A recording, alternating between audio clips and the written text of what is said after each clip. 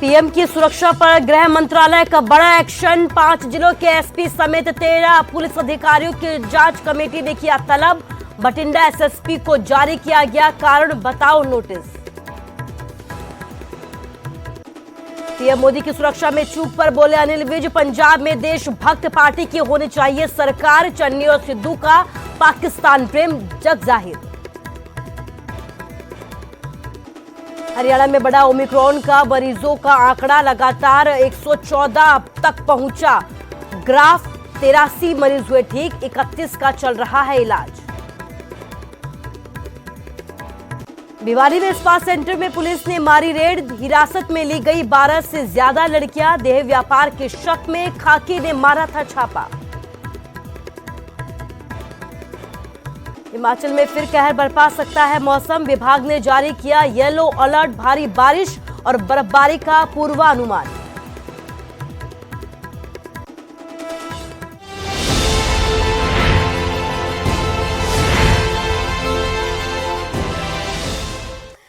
नमस्कार, स्वागत है आपका न्यूज 18 पंजाब हरियाणा हिमाचल में। मैं हूं आपके साथ कुसुम रावत। बुलेटिन की शुरुआत कोरोना और ओमिक्रॉन से जुड़ी हुई खबरों के साथ करेंगे। हरियाणा में ओमिक्रॉन के अब तक 114 केस हो चुके हैं। ओमिक्रॉन के 83 मरीज अब तक ठीक भी हो चुके हैं। 31 मरीजों का इलाज चल रहा है। सीएम मनोहर लाल की तरफ से ये कहा गया है कि गुरुवार को 4.5 लाख लोगों को वैक्सीन लगाई गई है। इसके साथ ही 35 से 40 हजार लोगों की रोजाना टेस्टिंग की जा रही है। तो हरियाणा के सीएम मुख्यमंत्री मनोहर लाल की तरफ से यह बयान सामने आया है। उनकी तरफ से कहा जा रहा है कि एहतियात बरती जा रही है, जिसकी लगातार लोगों पर जो है वो निगरानी रखी जा रही है। लापरवाह लोगों पर जो है नकेल कसने की भी तैयारी की जा रही है। तो आप देख सकते हैं कि आंकड़ा लगातार बढ़ता जा रहा है। इस बीच अगर ओमिक्रॉन की बात की जाए तो 114 मामले हो चुके हैं। ओमिक्रॉन के 83 मरीज ठीक भी हो चुके हैं। इसके साथ ही 31 मरीजों का भी इलाज चल रहा है। आपको बता दें कि गुरुवार को 4.5 लाख लोगों को हरियाणा में वैक्सीन लगी है। इसके साथ ही 35 से 40 हजार लोगों की रोजाना टेस्टिंग भी की जा रही है। अभी जो तीसरी लहर आई है, इस लहर में हम देख रहे हैं कि लगभग यानी कल ही 2,500 नए केसेस में आए हैं जो ठीक हो गए और नए आ गए। ऐसे नेट रिजल्ट एक्टिव केसेस अभी 8,000 हैं और 8,000 केसेस में ओमिक्रॉन के जो कुल केसेस आए हैं वो 114 आए हैं, जिसमें से 83 ये ठीक हो चुके हैं और 31 अभी उनमें से एक्टिव हैं। तो इस प्रकार से आंकड़ा है। अभी ये फैलने की जो गति है बहुत ज्यादा गति है। मुझे लगता है कि जितना पिछले दिन आता है अगले दिन उसका 150% ही आ जाता है, 1.5 गुना हो जाता है। तो उस गति से जैसे बढ़ रहा है, अनुमान सब ये लगा रहे हैं कि ये 25 जनवरी के आसपास ये पीक पर पहुंच सकता है। तो फिर से तेजी के साथ पैर पसारता जा रहा है कोरोना। फरीदाबाद की अगर बात की जाए तो बड़ा कोरोना विस्फोट यहां पर हुआ है। कोरोना के 580 नए केस सामने आए हैं। 32 मरीजों को यहां पर डिस्चार्ज भी किया गया है। तो फरीदाबाद का हाल आपको बता रहे हैं।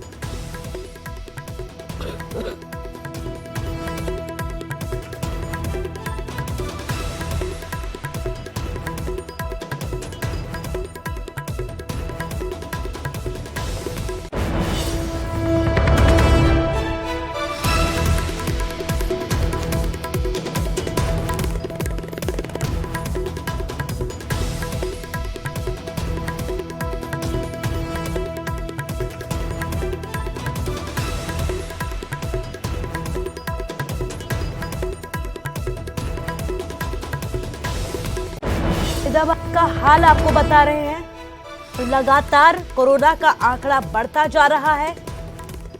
एक बार फिर से तेजी के साथ यहां पर कोरोना के केस बढ़ते जा रहे। बड़ा विस्फोट कोरोना का यहां पर हुआ है। 580 नए केस कोरोना के यहां पर पाए गए हैं।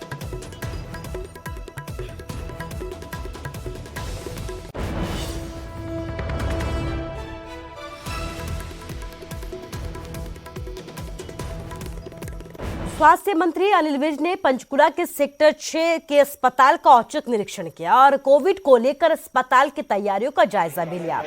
स्वास्थ्य मंत्री अनिल विज के अचानक दौरे से अस्पताल प्रशासन में अफरा तफरी मच गई। अनिल विज ने कहा कि कोरोना की पिछली लहर के दौरान ऑक्सीजन की भारी परेशानी देखने को मिली थी और उसी का जायजा लेने के लिए वो अस्पताल पहुंचे थे। प्रदेश में 84 पीएसए प्लांट अस्पतालों में शुरू हो चुके हैं और प्राइवेट अस्पतालों को भी ये आदेश दिया गया था कि वो भी पीएसए प्लांट लगाएं। उन्होंने ये भी कहा कि ऑक्सीजन मामले में हरियाणा आत्मनिर्भर है और पंचकुला में वेंटिलेटर भी पर्याप्त मात्रा में है।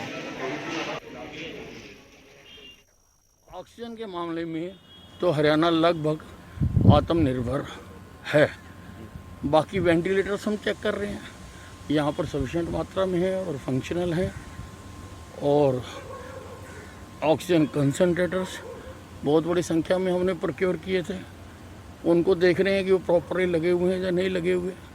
और अभी हालांकि तेज़ी से संक्रमण बढ़ रहा है, लेकिन फिर भी हॉस्पिटलाइजेशन में अभी ज़्यादा लोग नहीं आ रहे हैं, ज़्यादा लोग होम आइसोलेशन में ही अपने आप को ट्रीट कर रहे हैं। और अब बात हिमाचल की करेंगे। हिमाचल में बढ़ते कोरोना के मामलों पर सीएम जयराम ठाकुर ने सभी लोगों से सावधानी बरतने की अपील की है। इसके साथ ही ये भी कहा है कि प्रदेश के धार्मिक स्थलों में लंगरों पर प्रतिबंध लगा दिया गया है। मुख्यमंत्री ने होटल मालिकों से भी कोविड नियमों का पालन करने के निर्देश जारी किए हैं। कुछ रिस्ट्रिक्शन हमने लगा दी है, जिसमें विशेष तौर से जो गैदरिंग को 50% ऑफ द टोटल कैपेसिटी, एक दूसरा उसके बाद हमने ये भी सुनिश्चित किया है कि जहाँ शहरी क्षेत्र है, टूरिस्ट आते हैं, वहाँ पर जो क्लब होते हैं उन पर हमने रोक लगा दी। मंदिरों में जो हमारे लंगर का आयोजन होते हैं, दर्शन चलते रहेंगे, लेकिन लंगर का आयोजन उसमें नहीं होगा। और इसी प्रकार से हमने जो क्लब का मैंने जिक्र कर लिया, क्लब में नाइट कर्फ्यू के बारे में अभी तो थोड़ा सा फाइनल फैसला करना है 1-2 दिन के अंदर, लेकिन तेजी से संक्रमण हिमाचल में भी फैल रहा है। पिछले कल ही 500 एक्टिव केसेस हिमाचल प्रदेश में आए, जो चिंता का विषय है। हमारी तैयारी है। और अब बात करेंगे सुरक्षा पर मचे सियासी घमासान की।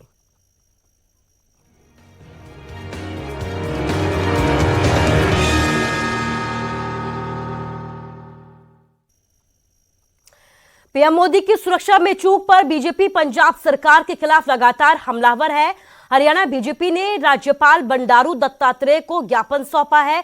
सीएम मनोहर लाल के नेतृत्व में बीजेपी नेता राज्यपाल से यहां पर मिलने के लिए पहुंचे। सीएम मनोहर लाल ने यह कहा कि पंजाब सरकार को बर्खास्त कर राष्ट्रपति शासन में विधानसभा चुनाव होने चाहिए।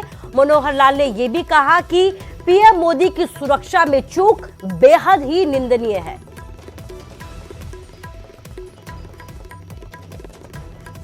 बड़े लोकतांत्रिक देश के शासकीय मुखिया हमारे प्रधानमंत्री श्री नरेंद्र मोदी जी का जिस प्रकार से पंजाब में जो एक कार्यक्रम के अंदर अवरोध पैदा करने की जो चेष्टा की है और उसमें अवरोध पैदा भी हुआ है, किसी इतने बड़े देश के प्रधानमंत्री का किसी एक राज्य में इस प्रकार से अवरोध पैदा किया जाए तो ये निंदनीय है।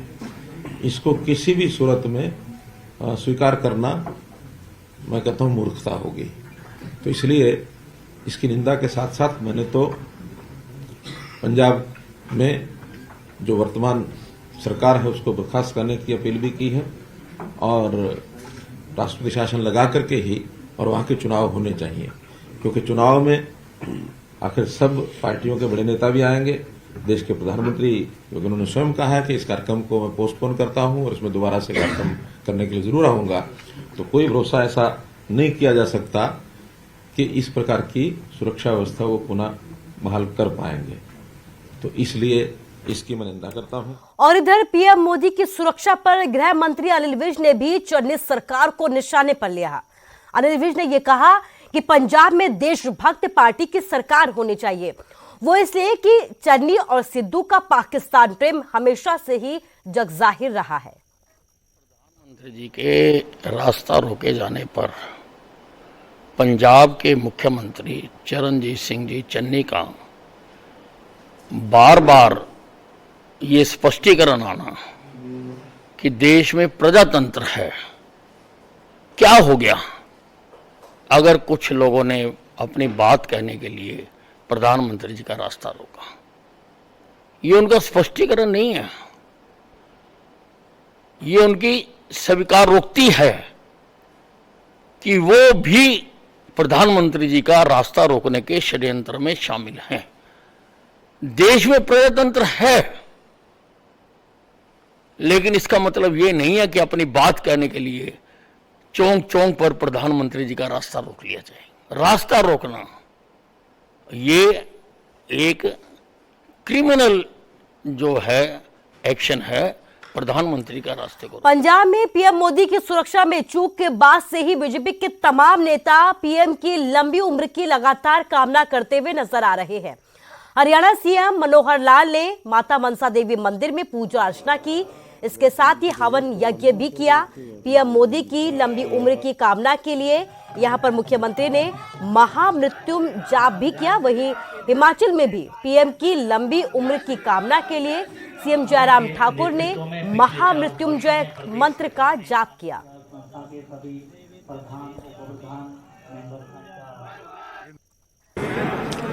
जीवनदायिनी महामाई माँ मनसा देवी के मंदिर में आकर के मैंने सबसे पहले तो देश के प्रधानमंत्री श्री नरेंद्र मोदी जी के जिस प्रकार से जीवन को उनके साथ खिलवाड़ करने की जो कोशिश की है पंजाब सरकार ने, वहाँ के शासन प्रशासन ने, मैं ऐसी स्थिति में श्री नरेंद्र मोदी जी के लंबी आयु की कामना करता हूं कि उनके त्याग समर्पण भाव से जो इस प्रकार का जो काम चल रहा है देश की जनता की सेवा के नाते से वो लगे हैं, उनकी दीर्घायु हो।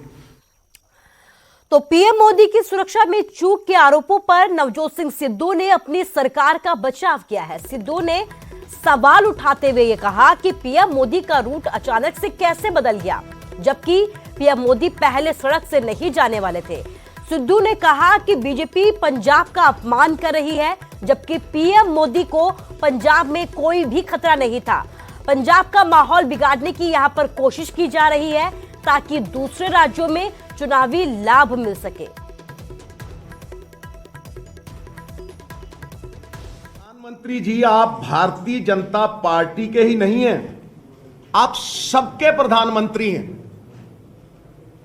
आपकी जान की कीमत इस देश का बच्चा बच्चा जानता है। एक भी आदमी ऐसा नहीं होगा पंजाब में जिससे आपको जान का खतरा हो। हम पंजाबियत में बंधे हैं, देश प्रेम में बंधे हैं, इसलिए यह कह देना कि आपकी जान को खतरा है, यह पंजाब, पंजाबियत और हम सबके नाम पे कालिक पोतने का आपका जो प्रयास है यह सफल नहीं होगा। ਅਸੀਂ ਪੰਜਾਬੀਅਤ ਚ ਬੰਨੇ ਆ, ਪੰਜਾਬ ਨੂੰ ਢਾਲ ਮੰਨਿਆ ਜਾਂਦਾ ਦੇਸ਼ ਦੀ। ਇਸ ਕਰਕੇ ਇਹ ਤੌਹਮਤਾਂ ਲਾਣੀਆਂ ਬੰਦ ਕਰੋ, ਇਹ ਗੰਦੀ ਰਾਜਨੀਤੀ ਖੇਡਣੀ ਬੰਦ ਕਰੋ, ਇਹ ਆਪਣੇ ਸੜੇ ਗਲੇ ਮਨਸੂਬੇ राजनीति के जड़े मुद्दा वहीन मनसूबे पल्ले थोड़े कुछ है नहीं, ना वोट है ना सपोर्ट है, बैकडोर एंट्रियां भालदे हो। पंजाब के हालात इलैक्शन के नेड़े आके ही क्यों खराब करने की कोशिश की जाती है भाई? ये जो महीना डेढ़ महीना रह जाता उदों ही क्यों माहौल खराब होता है, उदों ही क्यों 100 मन दुध के खट्टा पाउण का प्रयास होता है।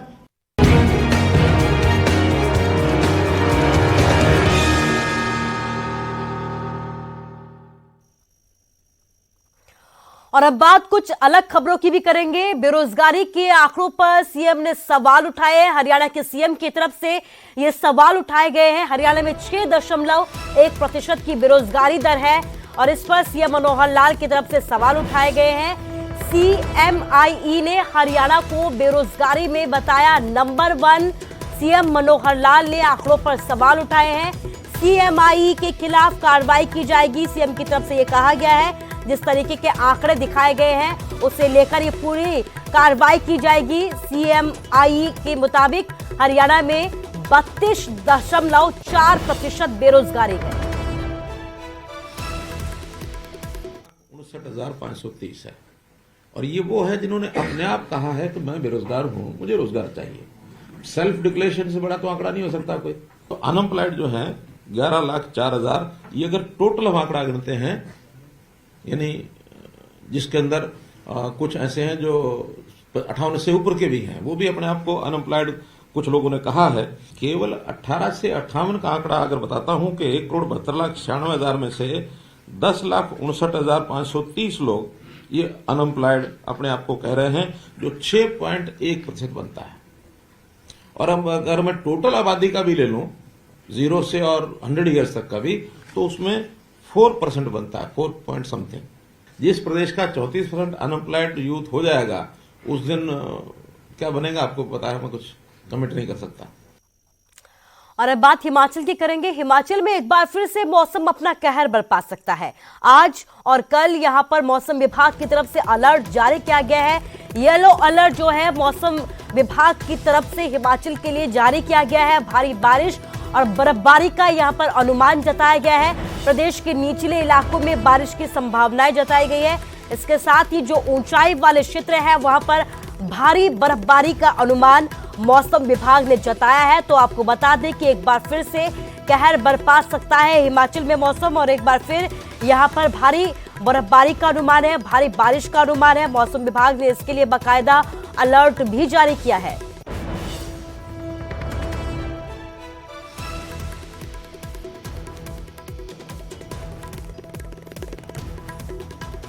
तो हिमाचल का हाल आपको बता रहे हैं, हिमाचल के मौसम का हाल आपको बता रहे हैं। आज और कल जो है मौसम यहां पर बिगड़ा हुआ रहेगा, मौसम का मिजाज यहां पर बदला हुआ रहेगा। भारी बारिश का अनुमान मौसम विभाग ने जताया है और एक बार फिर से अलर्ट लोगों के लिए जारी कर दिया गया है। सावधान रहने के लिए कहा गया है, क्योंकि आज और कल भारी बारिश हो सकती है। और इसके साथ ही जो ऊंचाई वाले क्षेत्र हैं वहां पर भारी बर्फबारी का अनुमान जताया गया और यही वजह है कि लोगों से सावधान रहने की अपील की गई है। पर्यटक जो यहां पर पहुंचे, हिमाचल के ऊंचाई वाले क्षेत्रों में पहुंचे हैं, पर्यटकों से भी सावधान रहने की अपील मौसम विभाग की तरफ से की गई है।